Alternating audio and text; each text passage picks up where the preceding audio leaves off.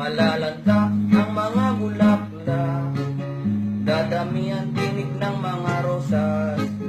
Babaha at ulan ng malakas, walang makakapag-date sa labas.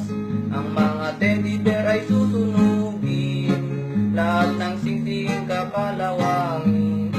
Ang mga tsokolate aamagin, at ang kumain sa sakit ang ngipin.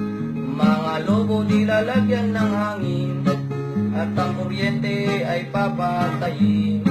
Buong dipon kirino ay didilim, mangyayari lahat ng yan sa Feb 14. Walang magsasaya sa Feb 14, wala nang Valentine sa Feb 14. Diretso na agad sa Feb 15, o Pebrero sa kalendaryo ay alis